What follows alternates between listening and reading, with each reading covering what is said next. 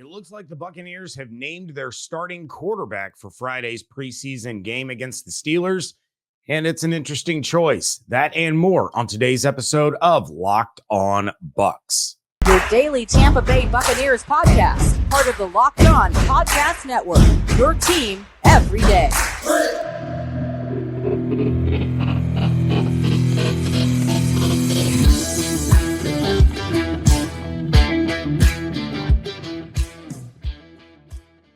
What's up, and welcome into this Tuesday episode of Locked On Bucs, your daily podcast covering the Tampa Bay Buccaneers, part of the Locked On Podcast Network, your team every day. We want to thank you for making Locked On Bucs your first listen or view every single day. Don't forget you can subscribe or follow for free on YouTube or wherever you get your podcasts. And of course, you can follow along on Twitter. The show is at Locked On Bucs. I am James Yarcho at JYarcho_Bucs, deputy editor of SB Nation's BucsNation.com, credentialed media member covering your Tampa Bay Buccaneers. And we are here with you every Monday through Friday, along with our everydayers. We want to share our appreciation for your continued support of the show. On today's episode of Locked On Bucs, we are closing in on the Bucs' first preseason game, and there's plenty to look for in that matchup, while Devin White is talking the talk, but we're going to see if he will walk the walk when the time comes. However, we all know this conversation has to start with the quarterbacks. And Pewter Report, more specifically J.C. Allen over at the Pewter Report, broke the news on Monday that Baker Mayfield is going to start this Friday's game against the Pittsburgh Steelers, giving him pretty much the first bite of the apple, so to speak, when it comes to this quarterback competition against real opponents. We have talked numerous times, David and myself, on this show about some of the struggles that Baker Mayfield has had throughout training camp, especially when it comes to turning the ball over. A lot of people are putting a lot of weight into those turnovers. Others don't see it as a very big deal. However, when you take a look at him against Kyle Trask, who we're going to talk about a little bit more later on in the show, you take a look at Baker's troubles protecting the football with the interceptions. He's had a couple of fumble issues. There have been some struggles. Now, is that because of learning the new offense? Maybe. Is that getting comfortable with his teammates, building that chemistry? Could certainly play a part in it. You can't really use learning the new offense as an excuse for Baker Mayfield because the entire offense is learning a new offense under Dave Canales. So everyone's having a little bit of growing pains there. But there's no doubt that Baker Mayfield has struggled a little bit in the early parts of this training camp. Now, he's also made some great plays. He's made some beautiful throws. And one of the things that we keep coming back to, other media members that are covering this training camp are coming back to, is the difference in the deep ball attack between Baker and Kyle Trask. Baker seems to have a little bit better touch when it comes to those deep passes. And, Kyle Trask just doesn't really have that. He has a couple of moments here and there, but overall, Baker is the better deep ball passer. Is that worth the trade-off of not protecting the football? I guess we're going to find out what the Buccaneers think. I personally would say if one quarterback is better at the deep ball, but isn't as good as protecting the ball, what good is it to have a better deep aerial attack passer when he's also turning the ball over? I would take away the deep ball in order to continue to have my team march down the field and get into scoring range rather than risk turning the ball over. And you're going to risk turning the ball over no matter who's at quarterback, no matter how deep the passes are. We see defensive players make incredible plays all the time, but one of these quarterbacks is turning the ball over at a much higher rate than the other one. You take a look at the Buccaneers' decision to start Baker Mayfield on Friday, and you say, well, doesn't look like he's performing as well as Kyle Trask. It doesn't look like he has quite as much of a grasp on the offense. It doesn't look like he has as good a chemistry. Why would he get the start? Well, you have to take a look at Baker Mayfield's history in order to find the reason that he should start. He's been a starting quarterback in this league. He has faced this Pittsburgh Steelers team numerous times. And yes, it's preseason. It's not that big of a deal.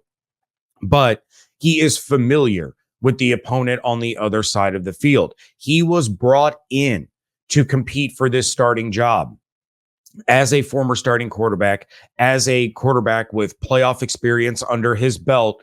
You'd like to think that these turnovers, these issues in training camp are going to work themselves out, and Baker would emerge as the better quarterback. He's the bigger name. He's going to get the attention. He's going to get, the fanfare, all of that. And so you have to pick one, right? Only one of these guys can start. You're going to start with the free agent acquisition with the starting experience, and you're going to go on from there. But the bigger question to me, how much time is Baker Mayfield going to get with the starters? Not only that, how many of these starters are going to actually play? We're going to continue to get into that later on, starting tomorrow on WTSP Wednesday with Evan Klosky. So everydayers, make sure you come back for that. We're going to start discussing how many of these starters and which starters should be playing in this game. But you look at the general rule of thumb for preseason games, and usually the starters in that first preseason game get a drive, maybe 2 drives. But this is a unique situation, right? The Bucs don't have an official starting quarterback at this point.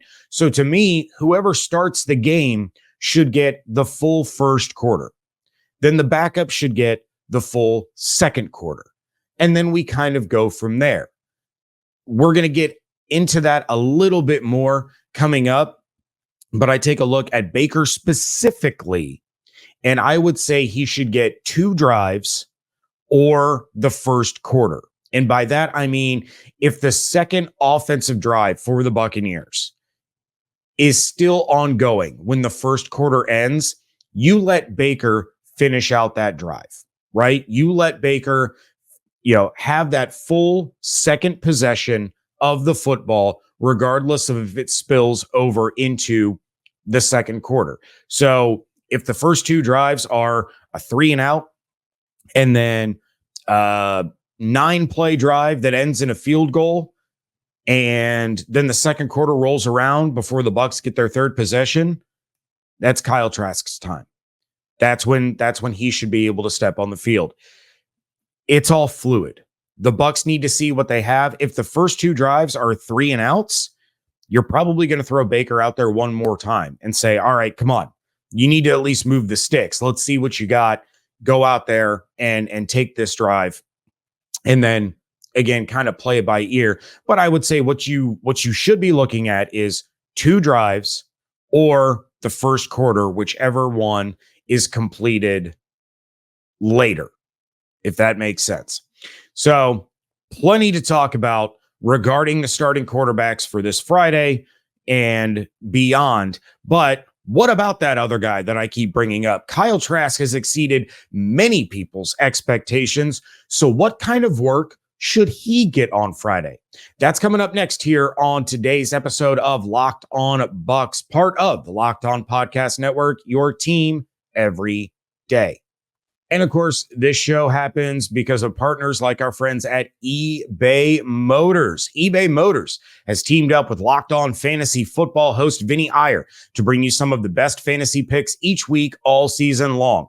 Whether you're prepping for a draft or scouting the waiver wire, every week we're going to provide you players that are guaranteed to fit on your roster. So with draft prep underway for the upcoming season, let's see who Vinny has picked out for us on this week's eBay's Guaranteed Fit Fantasy Pick of the Week. Looking for a second-year fantasy football wide receiver who can drive your team to big points while he catches on with a new starting quarterback? Then expect a smooth ride when investing in Saints' Chris Olave. Olave was dangerous as a number 1 in every capacity as a rookie, and there's no reason to pump on the brakes now that he has Derek Carr throwing the ball to him. Vinny Iyer from Locked On Fantasy Football is going to help you win your fantasy championship, and eBay Motors knows a championship team is about each player being a perfect fit. Same with your vehicle. With eBay Guaranteed Fit and over 122 million parts and accessories for your vehicle right at your fingertips, you can make sure your ride stays running smoothly.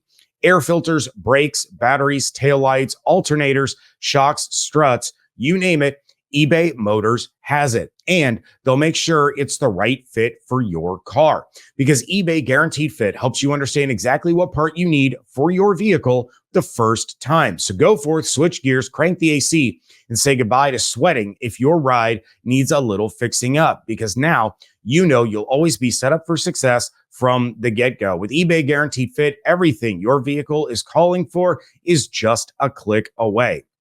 For the parts and accessories to fit your vehicle, just look for the green check. That's what I did when I just ordered brakes and rotors for my car off of eBay Motors. Seamless process, easy as could be. So you need to get the right parts, the right fit, and the right prices at ebaymotors.com. Let's ride. eBay Guaranteed Fit, only available to U.S. customers. Eligible items only. Exclusions apply. Thank you again for making Locked On Bucs your first listener view every single day. Every dayers, make sure you are coming back tomorrow for WTSP Wednesday. Evan Klosky is going to join the show. He's going to join me. We're going to talk quarterbacks. We're going to talk which starters should play on Friday. Plenty to discuss, as long as our recording times don't continue to be cursed. The last couple of weeks, Evan and I have had some issues linking up. Not his fault. It's been my fault, but those things happen. But Evan and I will be back on tomorrow's episode. In the meantime, we need to talk about Kyle Trask. And I know I'm going to get grief on Twitter. I'm going to get grief on the YouTube comments because of how down I have been about Kyle Trask. But he has performed really well in camp. He has definitely exceeded my expectations. He's exceeded a lot of the expectations of a lot of people that have seen him in training camp before.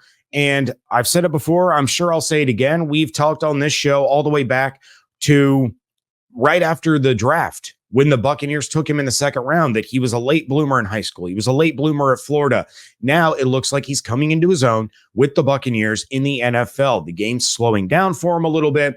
His reads are getting a little bit faster. Maybe it's this Dave Canales offense that makes things click for him a little bit better. We saw what Dave Canales did with Geno Smith last year with the Seattle Seahawks. Now we're starting to see some of that trickle over to Kyle Trask, and it's a great thing. It's absolutely a great thing. And Kyle has been especially good at protecting the ball in comparison to Baker Mayfield. Dave Canales has stressed multiple times since taking this offensive coordinator job that protecting the football is the number one priority of all the players on offense. So that kind of goes back to my point earlier when I was talking about, do you sacrifice the deep ball in order to mitigate the turnover risk, which is what you would do with Kyle Trask versus Baker Mayfield from what we've seen so far. So where does that leave Kyle on Friday? My personal belief, if you are going to have a true quarterback competition, you can do all you want in camp where they're alternating with the ones and the twos and they're each getting an opportunity with everybody. That's all well and good. That's great. That's fine. But if you want to have true apples to apples comparisons, both Baker Mayfield and Kyle Trask have to be able to take the field with the starters in all three preseason games. You have to be able to judge these quarterbacks against the same live opponent each and every week.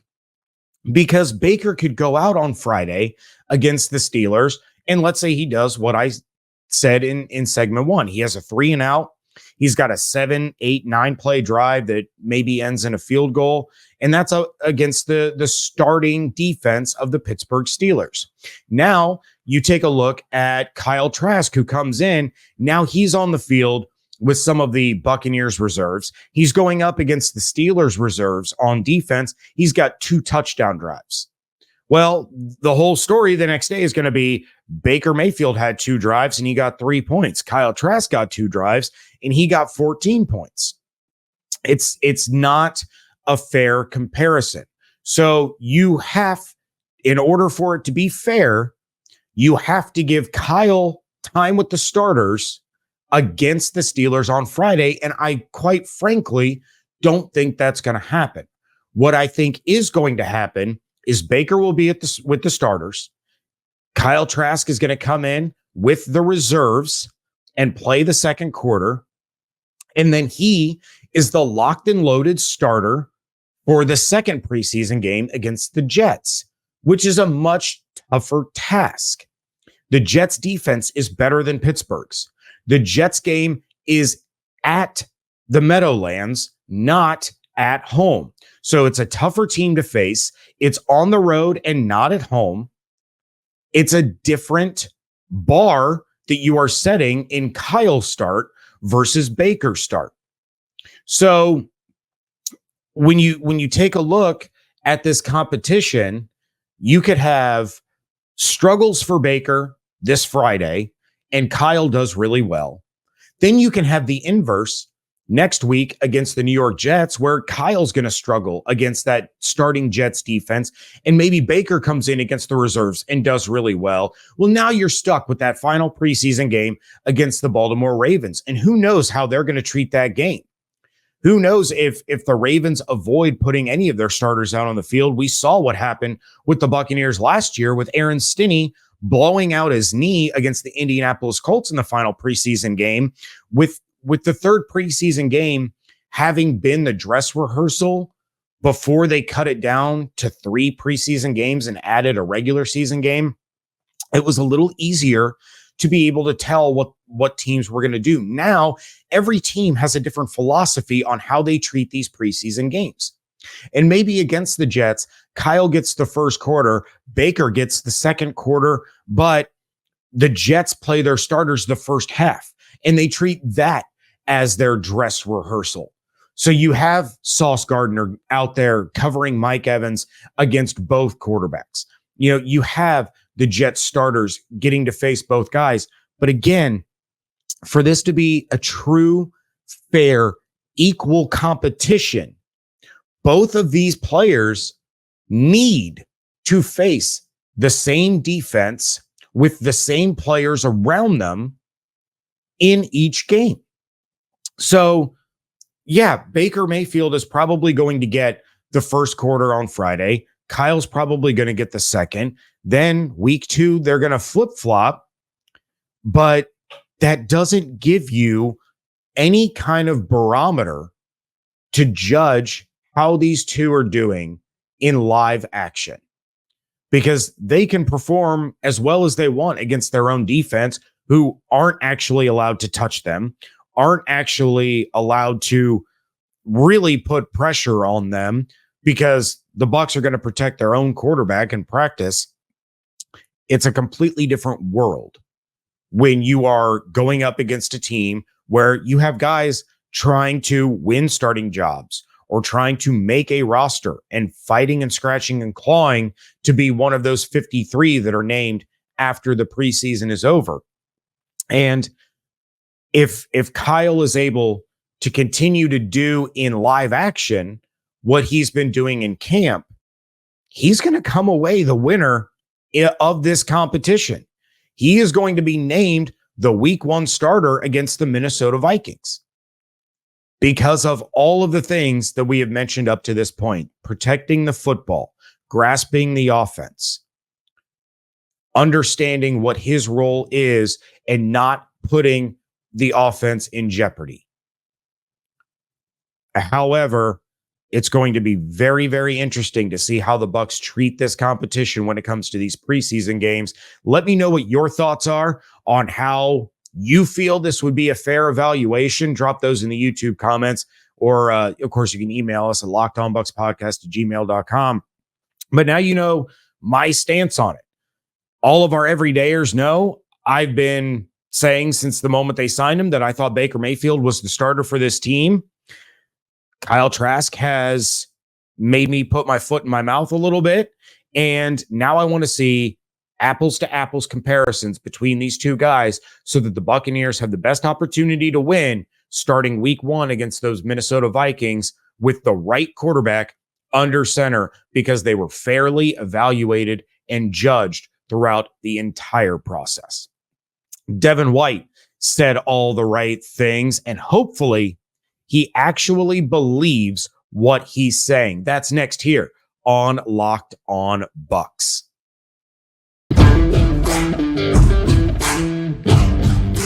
Wrapping things up here on a Tuesday edition of the Locked On Bucs podcast. James Yarcho, deputy editor of SB Nation's BucsNation.com. And up until JC Allen of the Pewter Report dropped that lovely little news that Baker Mayfield was getting the start on Friday, this was going to lead off the show because this is important news. This is important to discuss. And it was Devin White finally speaking with the media about his trade request, trade demand, however you want to phrase it, following practice on Monday. And Devin White said all the right things. He talked about how the trade demand was selfish on his part, that it wasn't about being paid. It was about being the guy. He wants to be the guy. He referenced how Lavonte David has been that for the Tampa Bay Buccaneers for all of these years. That's what he wants. He wants to be the linchpin of the defense that everyone looks to as the leader. He still wants to be the captain of this football team. He's happy being in Tampa. He loves being in Tampa. He loves being a Buccaneer. He loves his coaches, loves his teammates. He was saying all of the right things. And he talked about how after he made his demand, he sat down with Todd Bowles and Jason Light, and they had a heart-to-heart discussion about what he wanted, what they wanted, and how these two sides saw their futures together. And Devin said that they came to, and I'm paraphrasing, I'm not giving exact quotes here, but he said that they came to an understanding about the future and about what Jason and Todd see his role being for this team for the long term. And you look at somebody like Devin White, and this is not a unique situation by any means. These guys that come into the league, especially these first round picks, these top 10 picks, and they get to the last year of their contract, and all of a sudden they want to be paid. Of course, that's going to be a huge part of it. They want to be paid what they feel they earned, what they feel they deserve, what they feel their position dictates for how well they play or how good they are amongst their peers at that position. But they want the security. You have to think about how young these guys are that are coming off of these rookie deals. We're talking early to mid-20s. And we saw it with Chris Godwin, right? We saw Chris Godwin get the franchise tag thrown on him because he got his ACL blown out. There was no long-term security for him there. So the Devin White situation, while we've discussed it numerous times on this show, and I've made the statement that if you have to choose between Devin and Antoine Winfield for the long term, I would choose Winfield. But things look to be going in a direction where the Buccaneers aren't going to make that choice. Because if that conversation was on the up and up between Jason, Todd, and Devin, and they laid out what they feel is the long-term plan for Devin White with the Tampa Bay Buccaneers, Devin's aware of the fact that the Buccaneers want to keep him. So no, it may not be on paper yet, but he knows that this is a team that values him, that wants him here, that needs him to be one of their locker room leaders. And he understands that the role he has to take on is improving to be that playoff run Devin White that we saw on a week-to-week basis, to bring that consistency that Lavonte David has week in and week out. That's his role. That's his job. He has to improve in coverage. He knows that. But he also has to be consistent. So there's some sort of gentleman's agreement here. Reading between the lines, this is my opinion, that there's some sort of gentleman's agreement here that says, Devin, we know who you are. We know what you bring. We want you to be here for the duration of your career. We just have to figure out the business side. Trust us to figure this out on our end so that we can give you what you deserve and you can stay here the way Levante has for the duration of your career. And the Buccaneers have a lot of these situations creeping up all this year. You have Devin. Last week, I talked about Antoine Winfield Jr. and Mike Evans. These are guys that the Buccaneers drafted to this organization and want to see retire with this organization because they bring so much, not just to the field, but to the locker room and to the community. So we'll see how this ends up playing out over the course of the season. We'll see if maybe there's an extension to be struck with Devin White during the year. I don't expect us to reach the end of this season and Devin, Antoine, and Mike are all sitting there without new deals. At least one, probably two of these guys are going to be locked up before the end of the 2023 regular season. Then you just have to worry about working out that last one before the open negotiating window. And maybe you use that open negotiating window and you say, look, see what you can get on the open market. We know what we can afford to pay you, but if you get a better offer, we'll shuffle some things around to make sure that you stay here. Just give us the opportunity to make it right. And I could absolutely see any one of those three players saying, okay, let me see what offers I get. I'll come back. Let's get it worked out here in Tampa. Let somebody else do the negotiating for us, and then we'll be able to work it all out. We'll see. That's all we can do at this point. But it was encouraging to see Devin White saying all of the right things. Let's see if he follows through and truly believes what he was telling the media after practice on Monday. With that, I'm going to bid you all a fair adieu. We want to thank you for making Locked On Bucs your first listener view every single day. Make sure that you are sending your reactions, your thoughts, your ideas, your topics, anything at all to lockedonbuckspodcast@gmail.com, or you can send them to the DMs on Twitter at Locked On Bucs. Check out everything I'm doing over at bucksnation.com. Follow me on Twitter at JRCO_Bucs. And of course, you can follow David at DHarrison82. Come back tomorrow for WTSP Wednesday. I'll be joined by Evan Klosky to continue to ramp up to the first Buccaneers preseason game of the year, going up against the Pittsburgh Steelers this Friday. Want to thank you for joining us here on Locked On Bucs, part of the Locked On Podcast Network, your team every day.